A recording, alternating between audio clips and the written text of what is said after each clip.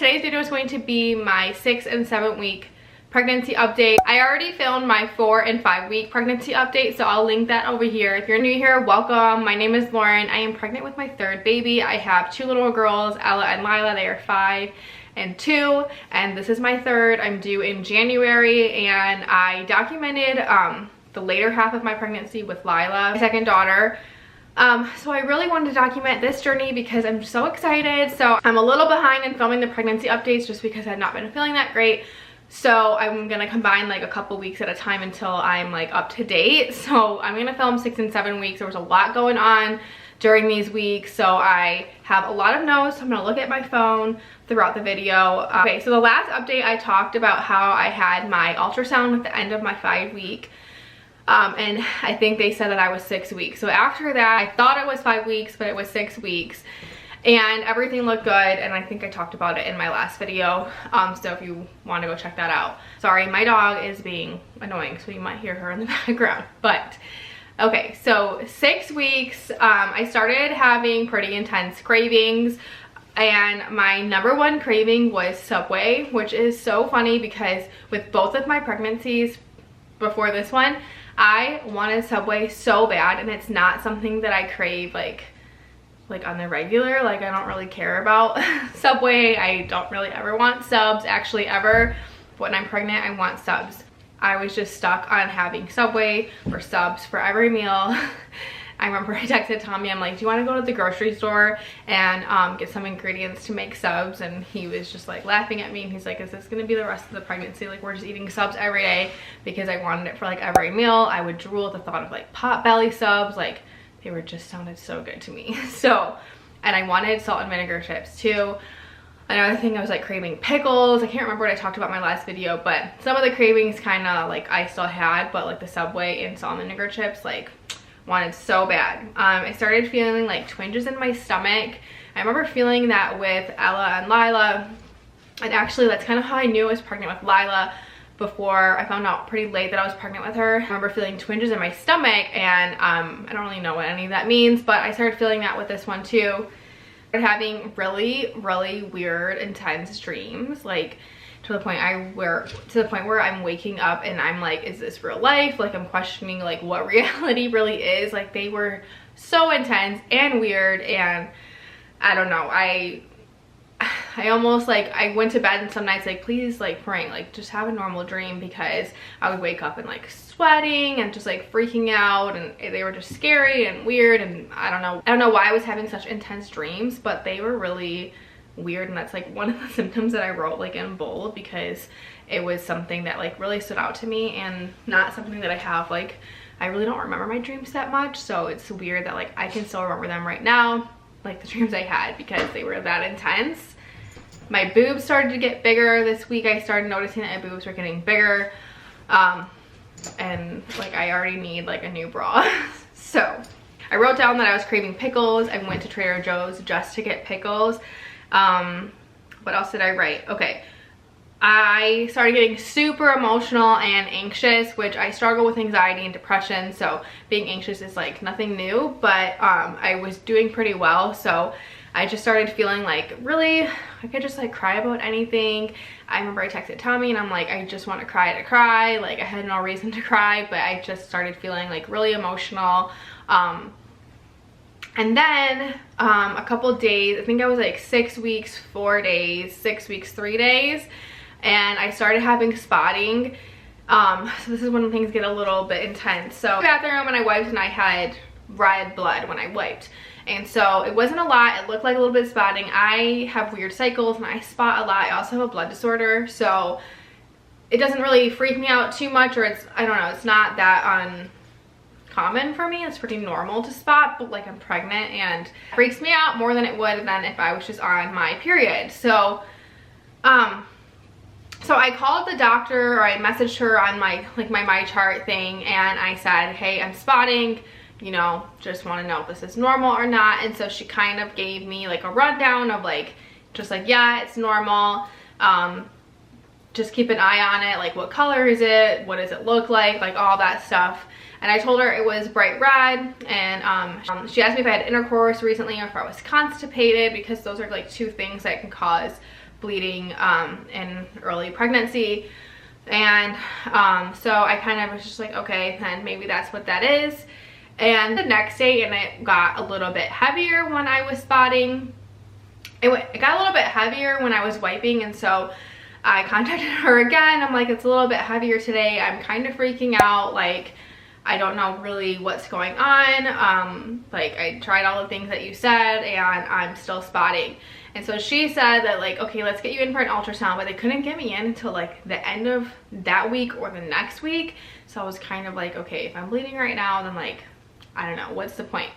So it kind of stopped later that day, and so I was like, okay, like, it's normal. Like, and I went to the bathroom later that day, and it was super heavy blood, and it was bright red, and I had huge clots.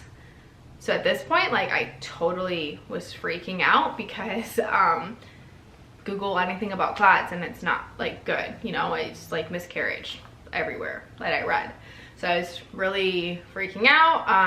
I was a mess. I was crying, like, just like, I'm losing this baby. Like, honestly, it was like one of the worst days because I just felt like I had no control over the situation, and I also felt like I had no idea what on earth was going on. And I also could not get into the doctors because they wouldn't let me bring my kids. So I called, anyway, I called and I asked if they could get me in, and she told me that they could get me in the next day at 2 o'clock. And I said, well, can I bring my kids, because what am I supposed to do? And I don't have anyone to watch them, and like, my husband's shifts are like, it's really hard for him to call off. And they said, no, you can't bring your kids. You can only bring one person. So I have 2 kids, so I could not bring them. I was like, I was really upset at that too, because here I am, like, bleeding a ton, like thinking I'm having a miscarriage, and I can't even like just go to the doctor with my kids. This is like another story for another time. But anyway, so I kind of just like told myself it was gonna be okay that day, and the bleeding kind of stopped a little bit. So I was like, okay, whatever, like, maybe it's nothing. And then the next morning I woke up and it looked like I was on my period. It was a ton of blood. I was sending pictures to the doctor. I sent pictures to my mom and my sister, and they were like, yeah, like, you need to go to the doctor. Everyone was trying to calm me down and tell me that, like, it was gonna be fine, like, you can still bleed in class and pregnancy, and you're okay, and like, you have a blood disorder, Lauren, like, you know, your body's a little bit different with bleeding and stuff. And so I was trying to like calm myself down a little bit, but I was still freaking out. Like, I was a mess. And also, like, the kids knew I was pregnant. I didn't want to tell them that like something was going on. Anyway, called the doctor. I begged for them to get me in. So they ended up getting me into a place that was pretty far away, like an hour away, for an ultrasound. And I couldn't go, I had to go by myself. So that was a mess. So that was really sad for me because I was really nervous and anxious, and I just had to go and drive myself an hour away, and possibly get like really bad news. So Tommy stayed with the kids. I didn't want them to drive with me because if I did get bad news, I didn't want them to see me upset in the car, you know. So I drove myself, and when I got there, they gave me an ultrasound, and you guys, the baby was there and fine. So literally, like, it was such a relief, and I could cry talking about it because I was listening to worship music on the way to the doctor, just bawling my eyes out. Because usually, like, I don't know, I had like no gut feeling like telling me it was gonna be okay, which I like rely a lot on that. And I just was so worried that like all I could focus on was like that I was possibly having a miscarriage. So I went in to the doctors, and they told me it was a subchronic hemorrhage or something like that, I think. And like it was like a threatened miscarriage.